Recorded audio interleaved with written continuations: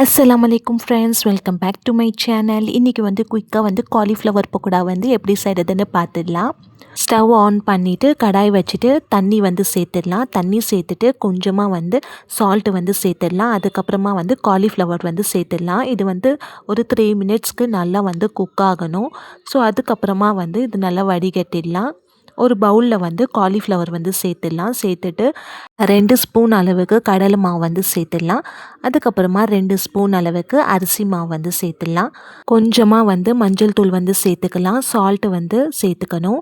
அதுக்கப்புறமா மிளகாய் தூள் சேர்த்துக்கலாம். கலருக்காக காஷ்மீரி மிளகாய் தூள் சேர்த்துக்கிறேன்.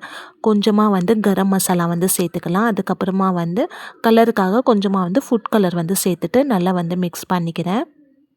ஸோ இதில் கொஞ்சமாக தண்ணி சேர்த்து மிக்ஸ் பண்ணிக்கணும். மூடி போட்டு இது ஒரு 10 மினிட்ஸ் வரைக்கும் நல்லா ஊறட்டும். ஸோ ஊறி செஞ்சிங்கன்னா நல்லா டேஸ்ட்டாக இருக்கும். ஸோ அதுக்கப்புறமா ஸ்டவ் ஆன் பண்ணிட்டு கடாய் வச்சுட்டு அதில் ஆயில் சேர்த்துட்டு ஆயில் நல்லா ஹீட் ஆன பிறகு நம்ம இதை ஃப்ரை பண்ணி எடுத்துக்கலாம்.